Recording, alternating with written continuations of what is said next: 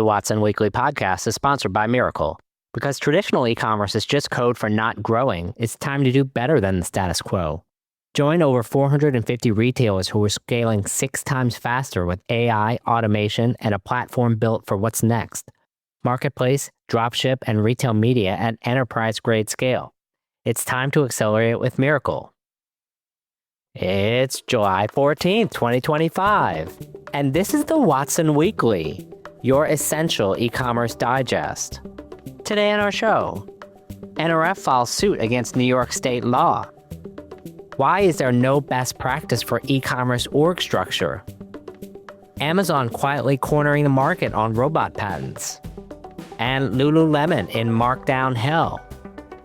And finally, the Investor Minute, which contains 5 items this week from the world of venture capital, acquisitions, and IPOs. But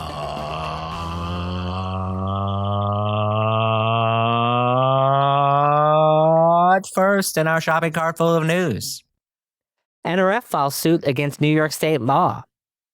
This price was set by an algorithm using your personal data.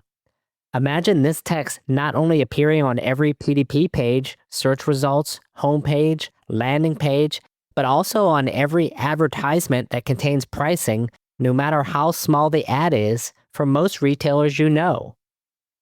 The National Retail Federation last week filed suit against a New York state law which is set to be live July 8th. Ostensibly, New York State has introduced the law that requires pricing based on protected status like race, gender, or disability status.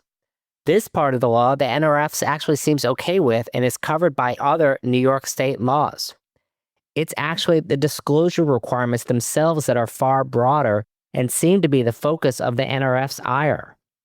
According to the law, retailers must disclose they are using pricing which is linked to identifying consumer information.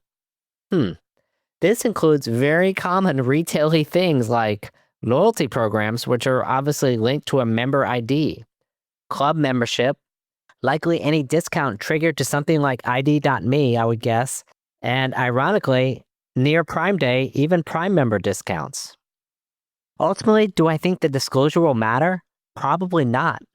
And why? Consumers hardly read anything, even if it happens, but still, why should retailers be forced to make a scary disclosure or face a $1,000 per violation? While only the New York State Attorney General can file the lawsuits, retailers would get cease and desist, cure periods, and other things. Also, I do think based on the fact that the New York Attorney General likely has better things to do with their time, if it is actually enforced, it would only be against the biggest retailers. Which kind of reminds me, how would such disclosures affect AI-based generative LLMs reading retail data feeds based in New York State? Asking for a friend. Would those disclosures have to show up in ChatGPT or Perplexity results? But the most ironic part of this law is that retailers would be forced to identify the location of customers using the customer's specific data linked to them, which would then allow them to display the disclosure in the first place. Isn't that a little bit ironic, don't you think? Or, I guess, maybe they could just show it to everyone, which is exactly what happened with cookie banners, which is like another banner that I'm going to ignore here soon. Our second story. The Peter Principle is undefeated. Also, why there is no org structure best practice. I always thought there was no such thing as an org best practice. Show me an org that's working, and I'll show you a few dynamic leaders that are stretching and learning. You could have the same org structure with the wrong people just falling apart. Ultimately, if you're trying to fix major problems quickly, sometimes it can become time to change the organization and people at the same time. On the improving things side of org design, here are a few questions I urge you to think about. First, are your very best people working on your hardest problems? This is always one of my top questions when staring at an organizational chart. Second, does every important metric have a clear organizational owner that represents a strong individual or team? Third, what bet is your organizational design making? Hint, it's usually a bet on a few key individuals' growth. On the preventing problem side of org design, 1, Have some parts of your org stop reinventing themselves. What is their incentive to change how things have historically been done? 2, how long has everyone been in their current seats? Sometimes a key function can change quickly in the span of 5 to 7 years. If leadership wants to keep things comfortable, you could miss something your competition is taking advantage of. 3, have certain team members been promoted past their competency? The Peter Principle is undefeated. And 4, do you have important team leaders who may not know what good looks like in their area of control? Especially when a company is struggling, oftentimes the folks who tend to stick around want clarity and certainty.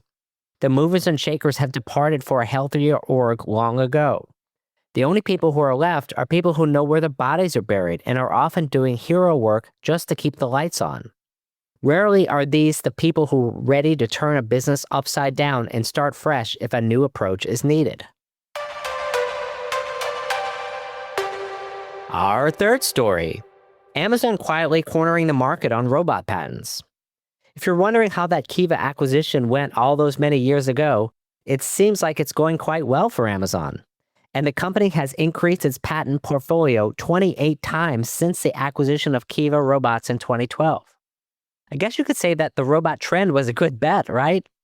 Amazon now has almost 5,000 robotics patents, and the technology enabled by those patents now powers over 1 million robots in Amazon warehouses. Given the fact that Amazon employs only 1.5 million people totally, that's a very significant number. And while Andy Jassy assures us that humans don't have anything to worry about, it does seem to me that the time will soon come where we'll have end-to-end fulfillment without humans in the loop at all. Lights-out facilities already exist in the world and are becoming more common. The AI revolution going on in venture capital at the moment is already promising some outrageous things, such as companies built with just one employee supposedly worth billions of dollars. Companies without a product or revenue already raising billions of dollars. Y Combinator startups devoted to the idea that you could steal other people's ideas and cheat on tests rather than learn and grow in, actual life. And similarly funded startups devoted to the idea that employees are completely irrelevant. Although I get a lot of value from AI, let me kind of take the opposite approach here from some of these VCs. We already have about 10 different large language model engines for different things, and only about 1 or 2 of them actually has a distribution strategy. The rest of them, and I'm looking at you, Perplexity, is just a company in search of an acquisition.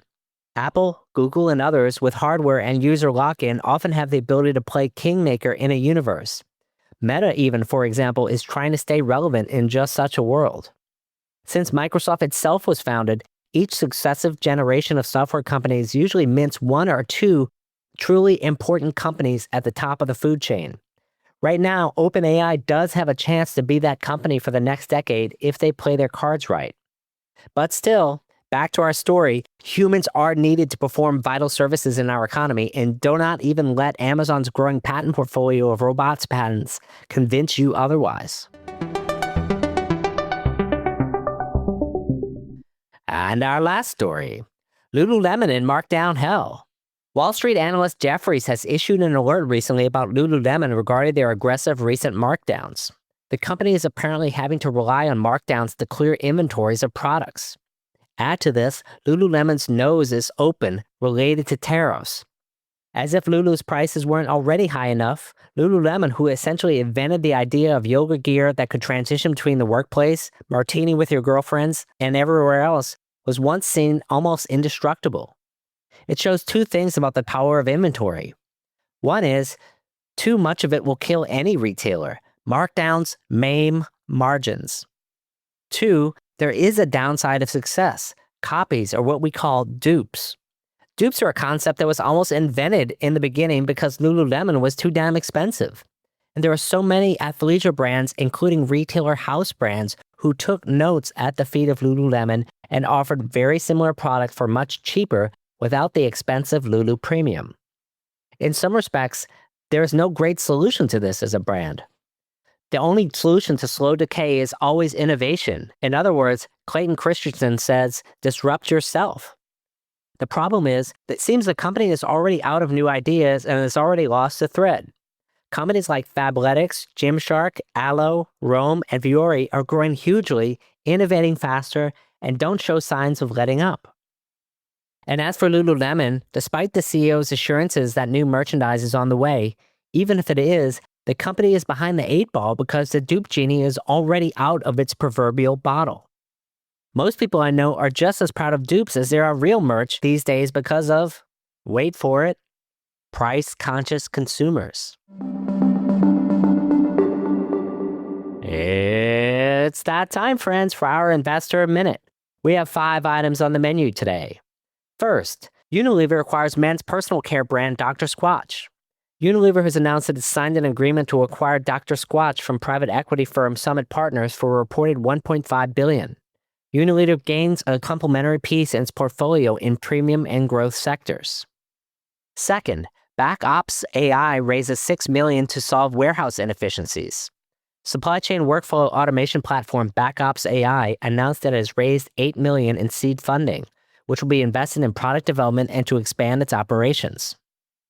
Third, Bridge, B-R-I-J, raises $8 million to power the future of offline to online customer relationships.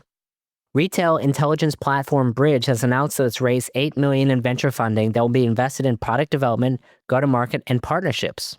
Is it just me, or have we only now discovered that retail has no analytics? Fourth, C&S to acquire Spartan Nash in $1.7 billion deal. C&S Wholesale Grocers has announced the acquisition of Spartan Nash. C&S will pay $26.90 for each share of Spartan Nash common stock, representing a total consideration of $1.77 billion, which includes debt. The combined company will operate nearly 60 complementary distribution centers and serve approximately 10,000 independent retail locations. And finally, STG to acquire Movable Ink. Private equity fund STG announced that it's acquired content personalization platform Movable Ink. No financial terms were disclosed. Vivek Sharma will remain as Chief Executive Officer alongside the rest of the Movable Ink leadership team. Did you know that RMW Commerce has another podcast? Check out the Watson Weekend for an unfiltered and lively e-commerce chat each week with me, Rick Watson, my co-host Jess Lasesky, an array of interesting guests and topics, all focused on e-commerce. You can find the Watson Weekend by searching for it on iTunes, Spotify, or YouTube. That's all for this week. Till next time, Watsonians. Hi, I'm Rick Watson, CEO and founder of RMW Commerce Consulting and host of the Watson Weekly podcast, your essential e-commerce digest. To hear new episodes of the show every Monday morning, subscribe now at rmwcommerce.com/WatsonWeekly and wherever you get your podcasts.